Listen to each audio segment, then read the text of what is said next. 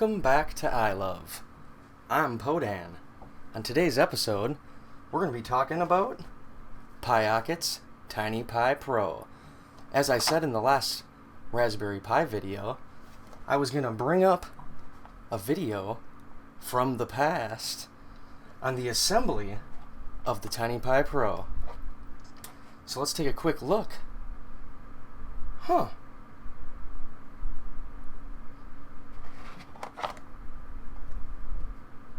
I may have misplaced my TinyPi Pro. I wonder if I can find it real quick. Let's see.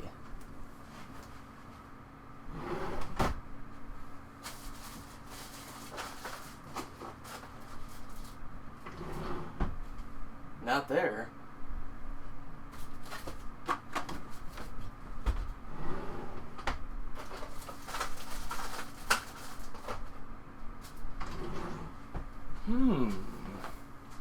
It's not there either.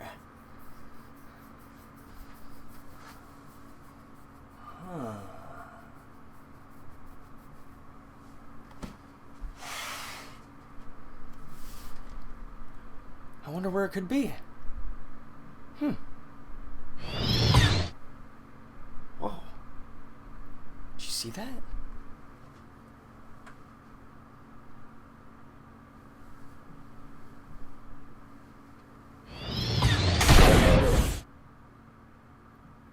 Oh, wow.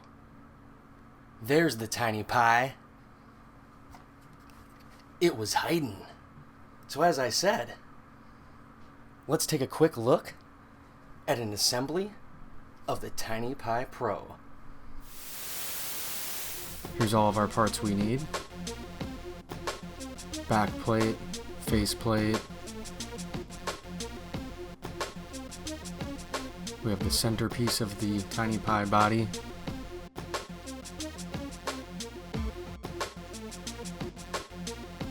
We have our buttons, speaker, bolts, Allen wrench, safety pin, marker. Those will come in handy for some tips I have. Here's our TinyPi board. Beautifully made. Here's our custom battery. L and R power buttons. Here's our Pi. I have a thin copper heatsink on mine because I found it fit inside there, so why not? Give it a little extra heatsink. Here you can see I marked a few of the pinholes with a marker. That's going to come in handy later on. Here we have some light piping. Just little pieces of 3D printer filament that's clear. Case from Wermy. I'll leave a link in the description. Thanks for making that. Here's our pogo pins. So here we're going to start the assembly. First we pop our buttons into the faceplate. You can also see that I already have my screws in the fronts and backs. That does help me out, so I say stick them in there.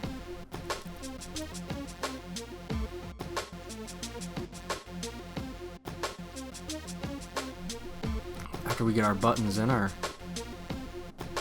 PCB board can go right in there, our TinyPi. Pop it right down the screw holes. Screen has a little bit of cushion behind it. Just squeeze it flat, hold the board in, put on your bolts. I screw them on diagonally to hold the board a little more flat so it doesn't get all angled while I'm screwing it in. I just tighten these, just tighten them right up so it's together. Don't tighten it. Just make sure they're not loose.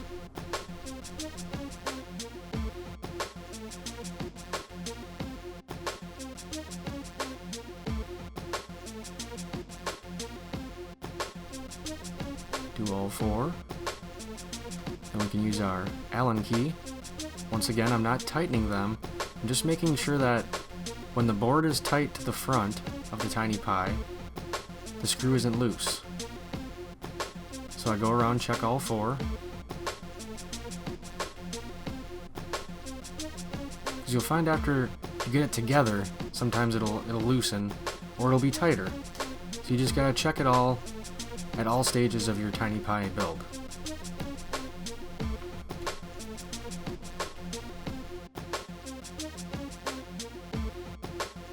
The front is all done. Now we can attach our power and our left and right buttons. They have a little peg sticking out the one side that goes down or to the front of the TinyPi.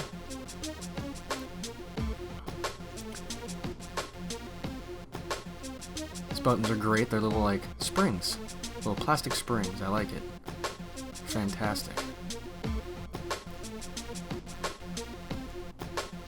Now that those are on, we can put our speaker in to our middle body piece of the TinyPi. So now this is one of the parts that gave me trouble. And it's more or less that mass manufacturer of a part is going to be a little different all the time. So what it was with mine is that the speaker was too low to make contact with the contacts on the board. So all you need to do, if you have the same problem, is take like a business card and cut a little square out the exact size of your speaker and then cut it to be a frame. And then you can place it down inside and then put your speaker in again, and you'll see that the speaker is a little higher, making it basically so that the back of the speaker is flush with the white body piece. It should work now if you have this problem. It's not hard to do. You can just use a scissors and X-Acto knife to cut your little frame out. The thing I used as a template was the little piece of paper stuck to the speaker, which allows it to be sticky. So I pulled that right off, used it as my stencil, and then I stuck the new card piece in there, making it a little thicker, and popped it in. Works great. Okay, now I'm going to put in some light piping. That's the one for the light on the actual TinyPi board. The power indicator light. Just shortening it a little bit with a razor blade so it doesn't stick out. Pop it right inside there.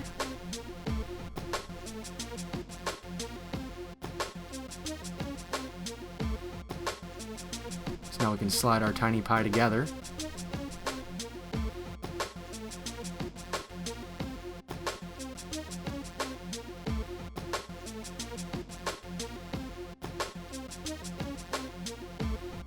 Just making sure that everything is flush, again, and tight. Squeeze it down.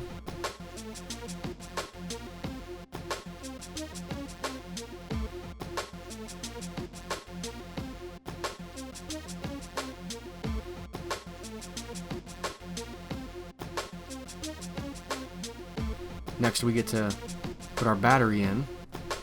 This is another thing I saw online. A few people had troubles with their battery wire, saying that the battery wire was a little too long. I simply watched Pi0cket's video, and this is the way you'll see here that he said to do it.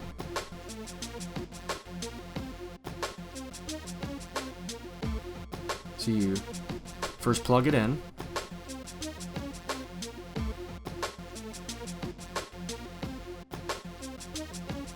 And then you're going to wrap the wire underneath and up the backside of your battery. And I find that the reason that this is being done, I think, is to keep your battery flat. The wire underneath it allows it to have space between the PCB board and the battery for breathing. And also, when you press it down in here all together, push the wire side in first, it allows it to work a little better. And then you can press the back side down in. You'll see that the battery sits perfectly flush, just like your speaker should have been on the other side before we put it in. Now we can put our light piping pieces in the side. Just going to shorten them a little bit so they don't stick out. I have pieces of filament that are a little too small. So basically what happens here is because of the way that the wire went in there, if you were paying attention, how it goes past the USB port there, it'll hold these in there anyways because the wire is right there and it puts pressure on them so they won't fall out. It's great. Everything has a purpose. I'm just pressing them in so they're nice and flush. So there's none sticking out. Perfect. There we go.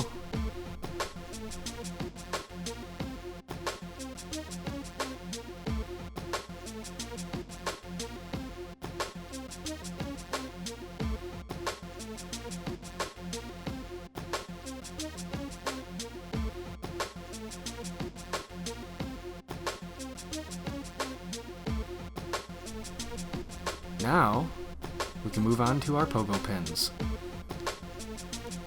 And some more tricks. So this is only going to be useful if you had troubles with some of your pogo pins. But as I mentioned earlier, some of my pinholes are marked with a marker. Those are the ones that I could never get through by just pressing it together. So now that I've marked those, and I have my Pi sitting next to my TinyPi, I can fill all the holes that are not the ones that are marked.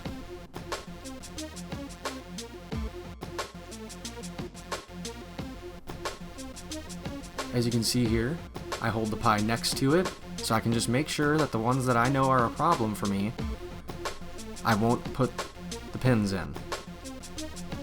And I'll show you in a little bit why. Just fill all your holes. One at a time, use your tweezers.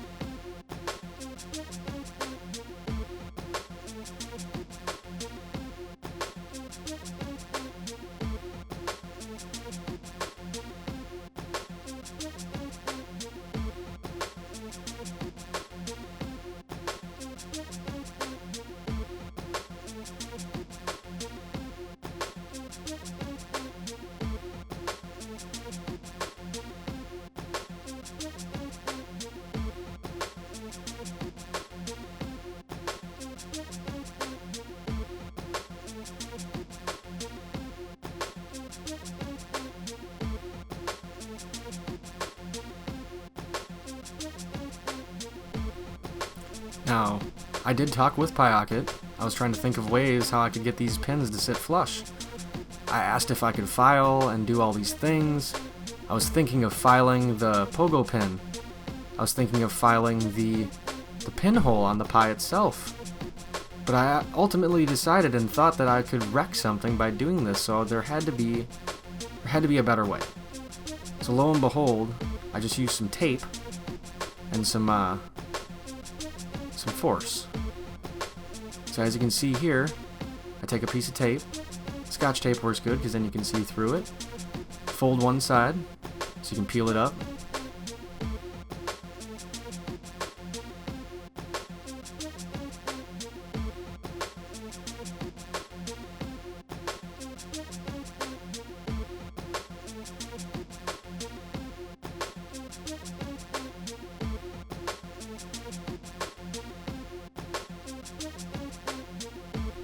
Now, it's very easy to put the pins in with your hand, so now I only had a problem with 5 of them. Might be more for some people, but that's going to be the Pi itself because of mass production and things and what those holes are actually for. So as you can see here, I just take the pins in my fingers and I press them in there. They're nice and snug. I twist them right up, make them flush. There's only 5 of them. Pop them all the way in. Now, we can see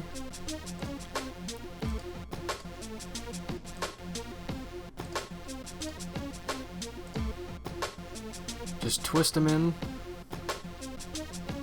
Now the tape, the real purpose of the tape is in case, while I'm pressing it together, they pop back out. Because the pins do fit flush enough that I can press on the back side, and the tape should hold them in. So some are tight, some just don't want to go because of being near the speaker and things. Those are the two that I think a lot of people had troubles with, or were the ones by the speaker there. And this helps out just fine. You just pop them right in. The tape will hold them in case they fall out. Now you're good. You got your pins in that were of trouble, and now we're going to place it right together like a sandwich. Now, you can firmly press it down in your hand. After you have it pressed together, you'll already hear a lot of your pins popping right into the holes. Now you can peel your tape off. And of course, you're going to see a few pins that aren't popping through. Now, a lot of people said you should just twist it and press on it. No, let's use our special tool number 2. Let's use our safety pin. Because these are just little pins, metal, it ain't going to hurt nothing. You can just push on it and turn it, and it'll slide right up into the hole, and you'll feel them pop all right up. I had about 6 or 7 of these. Just make sure that your Pi is nice and flush. Here, you'll see me doing, I pop them right through. Takes just a second.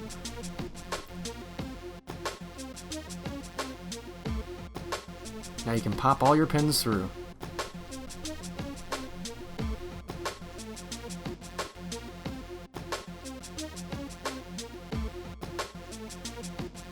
The pins are not as hard that first time you tried.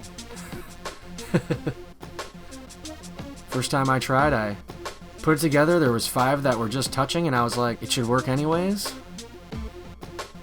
And it didn't, because they have to be in the holes flush. So I hope that the tape trick helps everybody, and the pin trick. Tape for the tough ones that don't want to go in, and the pin to pop them in. Now, to get it together, I use the case itself, nice foam inside. Use my pinky finger, because I got big hands. And I just press the side down, that's near the pins. The way it's designed, it's already holding down that side of the Pi. So then with my thumb, I hold down the USB on the other side and just sandwich it together. Now I press it down in the foam, shouldn't hurt anything, and just thread the screws. I don't tighten them, I thread them all the way in.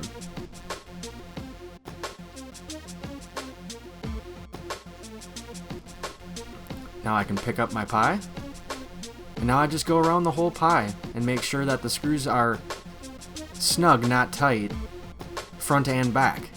Because now that you have the whole thing together, it's gonna kind of, it's gonna set itself.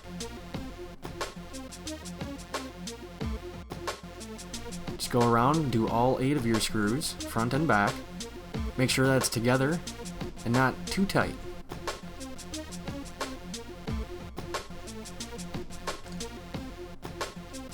Clean our screen off.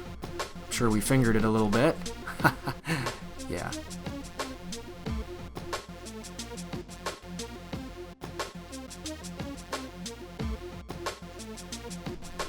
Now we can pop in our SD card, flashed with our TinyPi image.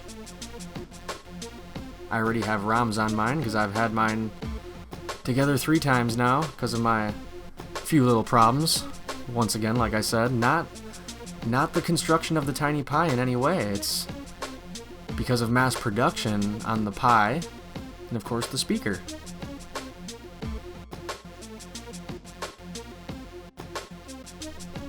Okay, let's boot this baby up. Switch views here for us. There we go. Power button on here. Press it once, it'll tell you how much power is in there. Green for good, yellow for halfway, red for bad. Hold the button while it's flashing. When it turns solid, that means your Pi is turning on. Now you need to wait a second because what's happening is your TinyPi board is powering up, and then it tells the Pi to turn on.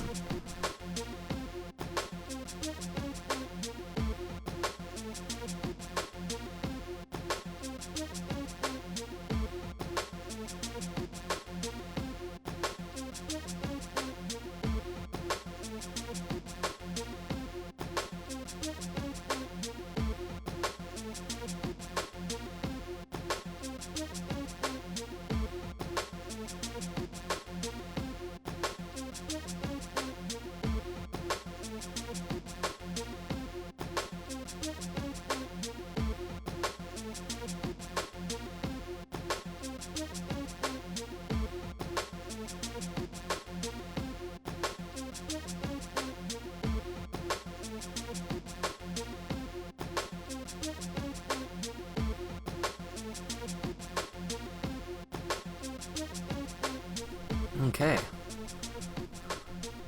Let's see a little bit of gameplay footage for fun and some audio. Here we got Wizard of War, one of my favorite Atari games ever.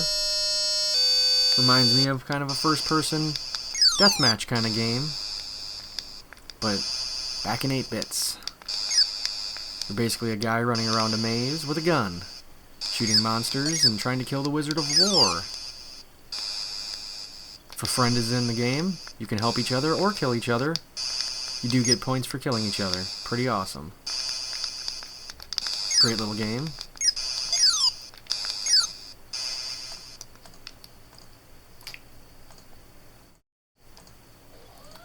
Here we got Pokemon Bronze. It's a ROM hack over on romhacking.net. I'll leave a link to ROM hack. You can just search the names. Plays great. RPGs work fantastic. If your hands are too big for platformers and things, you can use this for an RPG monster. You don't need precision button movements to have a blast with the thousands of RPGs we have on all these video game systems through time. Fantastic.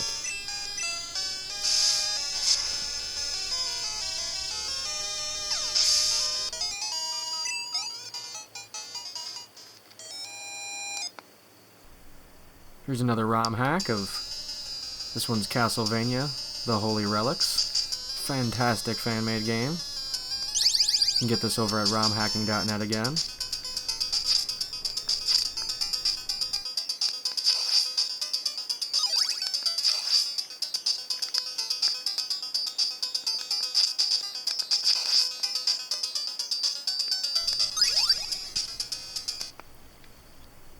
I'm going to show you guys Predator. A lot of people don't like the game because the game plays a little hard.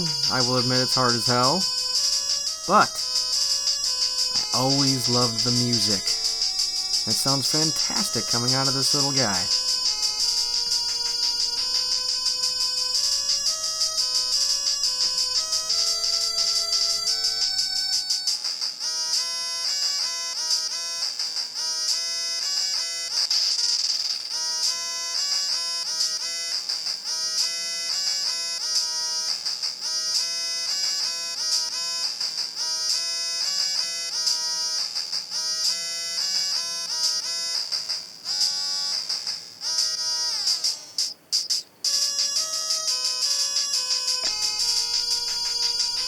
Here we can turn off our TinyPi. You can use the button. I like to just shut it down from within it. Just press start. Shut down. The way this works is that once the Pi itself shuts off, the TinyPi Pro board is detecting that there is no more Pi. So within a few seconds it shuts itself right off. Fantastic. Almost there. Almost. Yes! Whew. Made it. Power down, little guy. Power down. I hope you guys enjoyed the assembly and tips I had for the TinyPi Pro here from, of course, Pi0cket. I'll leave some links down below in case you guys would like to get in touch with him. Maybe he'll be making some more of these. I do not know, as this was a Kickstarter project. I would like to also give a shout out to Wermy, who made the videos on YouTube that allowed me to find this great project. He also made and sold these sweet cases to protect the TinyPi Pro. Awesome, awesome stuff. I would like to let you guys know why the footage looked a little different. It's because it was actually my test video that I made to start the YouTube channel you are watching right here, right now. So of course, I got better cameras, different microphones and stuff, so everything looks a lot better. I would like to hear your guys' comments down below. Anything about the TinyPi Pro. Let me know if you guys have one, bought one. Maybe you need some help getting yours together. Thank you so much for watching. Like, subscribe. I'll see you guys next time.